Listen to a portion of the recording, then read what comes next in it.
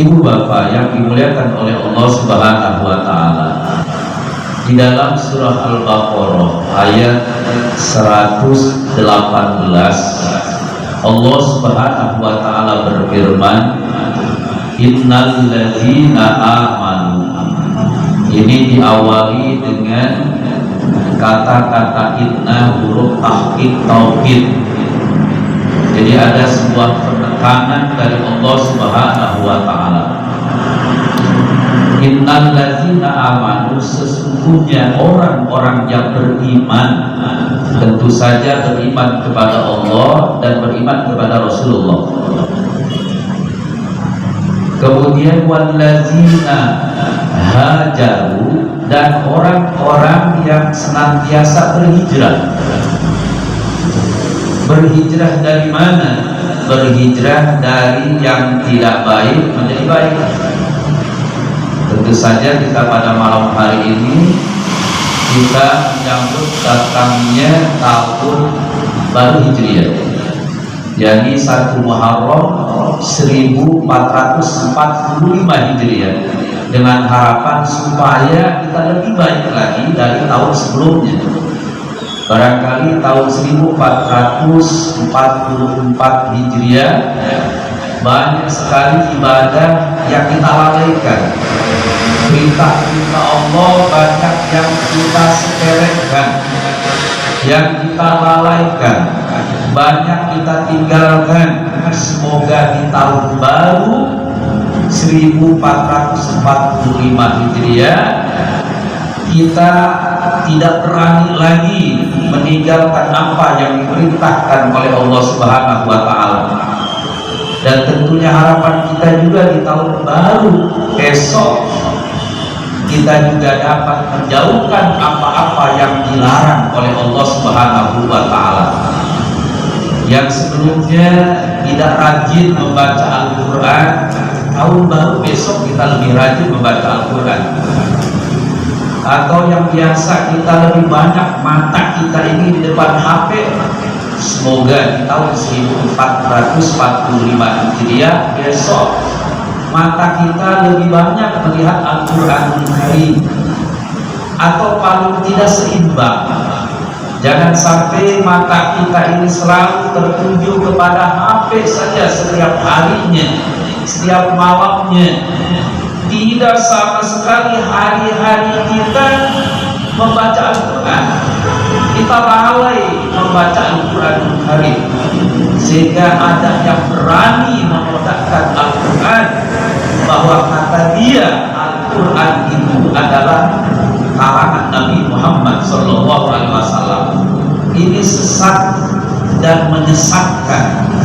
Kalau sesat hanya dirinya sendiri tak apalah, tapi ini menyesatkan secara tidak langsung, mengajak orang banyak, umumnya apalagi nasional, banyak didengar oleh rakyat Indonesia, tentunya dari Sabang sampai Merauke.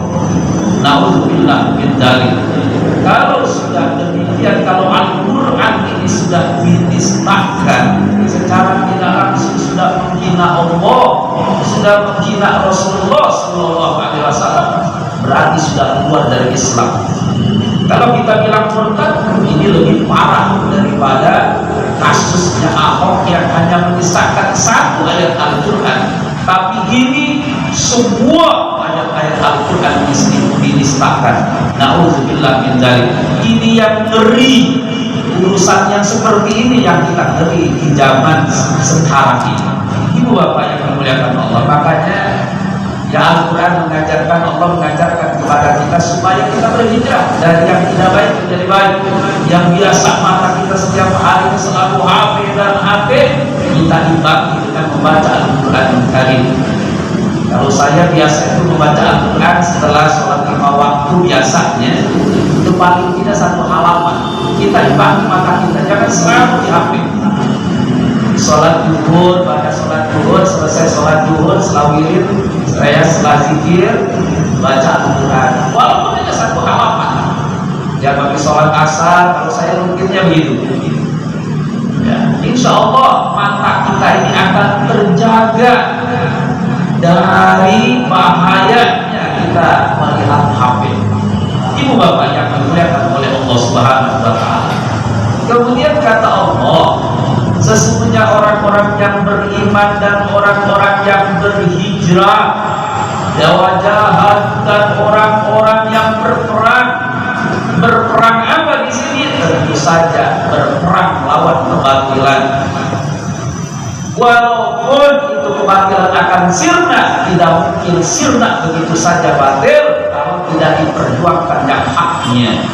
Karena perjuangkan yang hak, insya Allah batil akan berkurang, bisa diminimalisir kalau saja yang haknya ini ditegakkan, diperjuangkan. Gak mungkin kebatilan ini akan sirna, walaupun kata Allah yang namanya innal batila kana zahuqa, ya sesungguhnya kebatilan itu pasti akan sirna. Tapi omong kosong kalau saja kitanya berpangku tangan, tidak mau memperjuangkan yang hak. Tenaga perjuangkan yang hak, insya Allah kebatilan oleh Allah sedikit demi sedikit akan terkikis, akan dikurangi oleh Allah Subhanahu wa Ta'ala. Karenanya kita meramaikan masjid ini termasuk kita melakukan memperjuangkan yang hak, menegakkan yang hak. Ibu bapak yang dimuliakan oleh Allah Subhanahu wa Ta'ala. Kemudian apalagi yang kita perangi? Yang kita perangi tentu saja yang paling berat adalah hawa nafsu kita. Bagaimana hawa nafsu kita sebagai manusia akhir zaman? Kata Rasulullah, manusia di akhir zaman itu penyakitnya ada dua.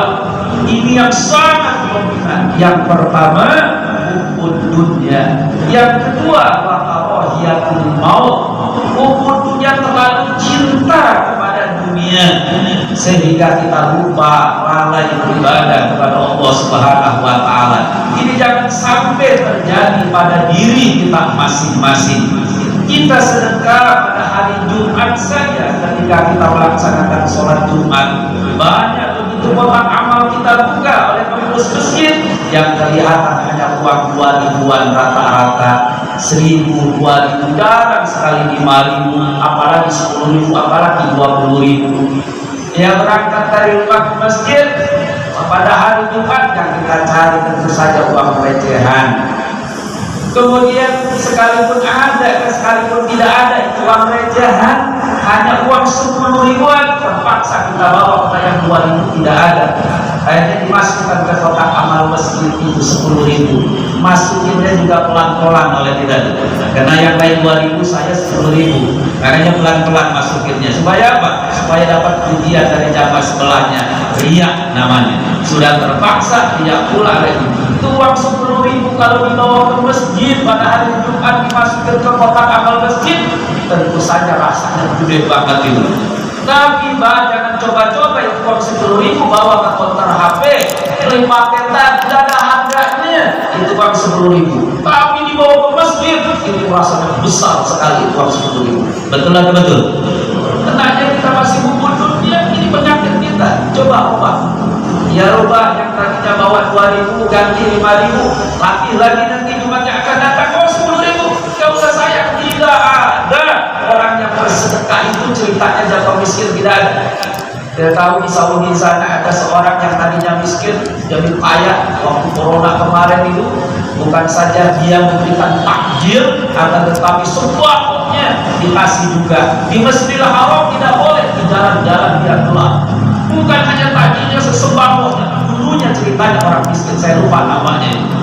Sekarang jadi orang kaya. Kenapa? Karena dia rajin bersedekah, rajin berinfak, rajin bersedekah. Apalagi untuk kegiatan takdir masjid kita yang kita cintai ini. Hilangkan rasa hubung dunia. Berapa lama sih hidup ini? Paling kita nikmati dunia 60 sampai 70 tahun. Kesannya sudah selesai cerita kita di dunia. Apa yang kita punya di dunia akan kita tinggalkan. Isi dunia kata Rasulullah cuma 3. Yang pertama isi dunia itu kata Rasulullah lazzatul ta'am, kenikmatan makanan, kelezatan makanan, itu isi dunia yang pertama. Kemudian yang kedua lazzatul naum, kenikmatan tidur. Bayangkan apalagi kalau saja kita lawahan dalam keadaan ngantuk, kita tidur. Nikmat yang luar biasa. Itu nikmat yang diberikan oleh Allah Subhanahu wa Ta'ala. Kemudian yang ketiga, isi dunia itu kata Rasulullah lazzatul jima. Selamat datang Pak Lurah. Lazzatul jima, kenikmatan jima hubungan suami istri ini isi dunia hanya 3. Seiring dengan berjalannya waktu ini dunia yang kita nikmati ini, lazzatul ta'am, lazzatul naum, lazzatul jima, seiring dengan berjalannya waktu semakin dikurangi oleh Allah. Tambah usia, pada hakikatnya berkurang umur kita. Hanya kuantitasnya saja, hanya hitungannya saja bertambah, tapi pada hakikatnya umur kita ini berkurang. Ya karenanya seiring dengan berjalannya waktu, seiring dengan berjalannya waktu mulai dikurangi. Yang dulu nikmat makan jengkol goreng ketika umur 20 tahun, 30 tahun, begitu umur 50 tahun, 60 tahun sudah dikurangi itu kenikmatan makan jengkol goreng. Betul. Kemudian kata dokter, Pak jangan makan ini ya, pantang, ini daging jangan dimakan, nanti bahaya. Sudah mulai dikurangi oleh Allah kenikmatan dunia, sudah mulai dikurangi seiring dengan bertambahnya umur kita, pada hakikatnya mengurangi umur kita. Lazzatul ta'am, kenikmatan makanan sudah mulai dikurangi. Pada uang banyak misalnya deposit banyak, tapi kenikmatan ta'am, kenikmatan makanan sudah dikurangi oleh Allah Subhanahu wa Ta'ala. Begitu pula lazzatul naum, kenikmatan tidur yang perlu kita nikmati. Begitu kita umur 60 tahun, 50 tahun, 60 tahun sudah mulai dikurangi oleh Allah. Susah tidur, apalagi banyak masalah cucu, masalah anak dan sebagainya. Dikiranya masa tua mungkin enak, anak sudah pada nikah semua, ternyata lebih yang nanti masa tua.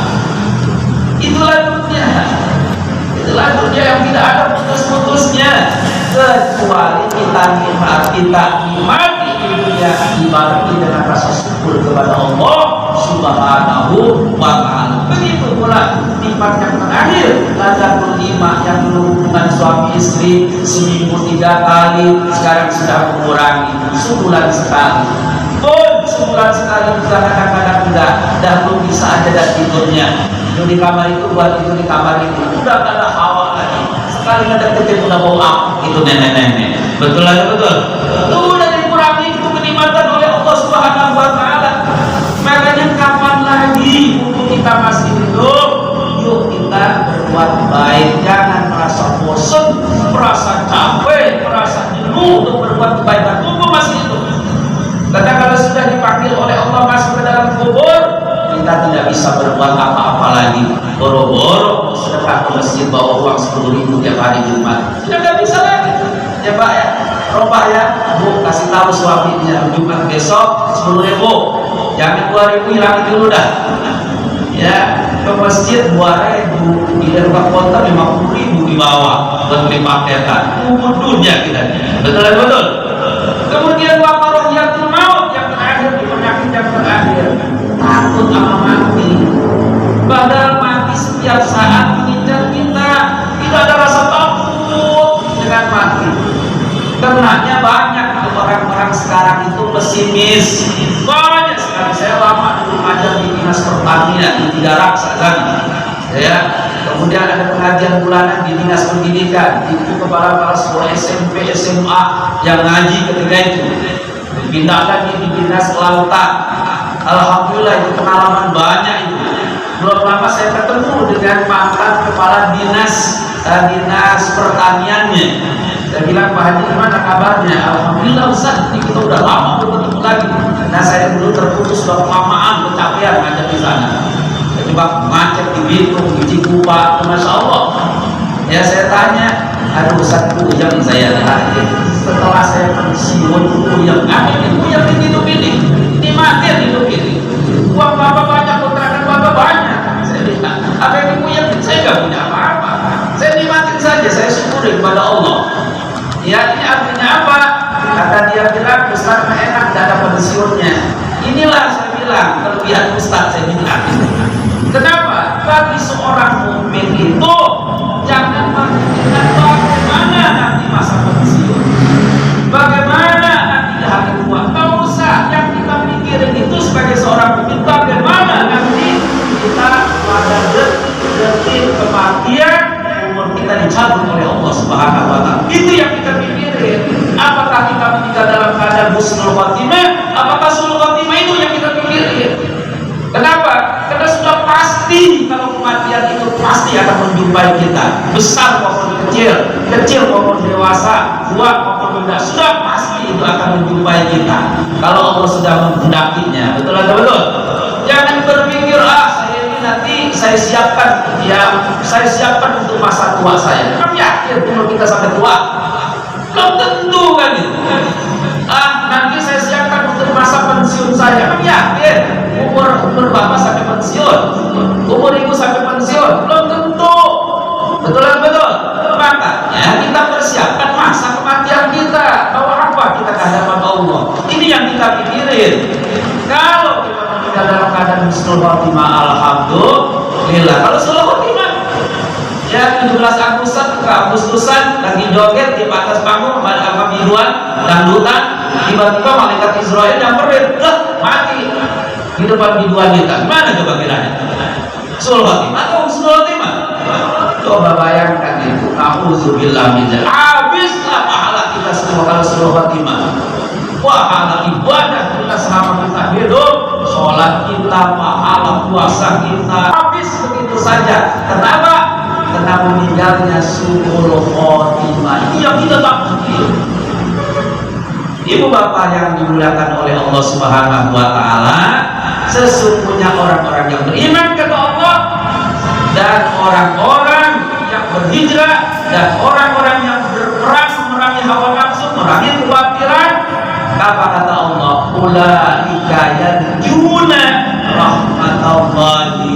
Mereka itu yang beriman dan hijrah dan yang baik, yang tidak baik menjadi baik, yang sudah baik supaya lebih baik. Hati-hati nih, di penyakit orang baik ini yang paling terbesar penyakit hatinya merasa lebih baik. Jangan, hati-hati. Orang soleh merasa lebih soleh, hati-hati tuh. Yang terbesar bagi orang soleh. Jadi anggap saja kita itu walaupun rajin ibadah, rajin ngaji, dosanya banyak. Ya, Syekh Nawawi ada setiap karangan kitabnya yang banyak begitu, setiap dalam mukaddimahnya itu beliau mengatakan saya banyak dosa. Syekh Nawawi, setelah Syekh Nawawi seorang ulama, seorang waliullah, tidak ada yang mengenal Syekh Nawawi. Seluruh dunia Islam ini terutama ulama-ulamanya masih mengaku banyak dosa, apalagi kita. Siapa kita ini? Katanya kita perbaiki di tahun baru besok ini. Nah, sesungguhnya kata Allah, mereka itu yang berhijrah, yang berperang melawan kebatilan, melawan hawa nafsu yang buruk, itu kata Allah, mereka itu yang diharapkan tidak ada lain karena rahmat Allah, hanya kasih sayang Allah. Karena kalau kita mikirin dosa banyak, tapi kalau yang kita harapkan ridho dan rahmat Allah, selesai semuanya, pasti akan dimasukkan ke dalam surganya Allah Subhanahu wa Ta'ala. Dan terakhir kata Allah, endingnya ini ayat, jangan putus asa kita. Apa kata Allah? Wallahu ghafurur rahim. Allah itu maha pengampun dan maha penyayang. Jadi dia dan maha penyayang. Jadi kita nggak usah pesimis walaupun dosa kita banyak, tetap kita berusaha supaya menjadi orang yang baik, ya orang yang sudah baik supaya lebih baik lagi. Ibu bapak yang dimuliakan Allah, saya kira ini yang dapat saya sampaikan. Mudah-mudahan ada manfaat bagi kita semua sebagai renungan tahun baru. Dan kita berharap semoga tahun baru 1445 Hijriah lebih baik lagi daripada tahun sebelumnya. Amin. Amin ya rabbal alamin. Ghufranaka rabbana wa ilaikal masir. La yukallifu Allahu nafsan illa wus'aha. Laha ma kasabat wa 'alayha ma kasabat. Rabbana wa la tahmil 'alaina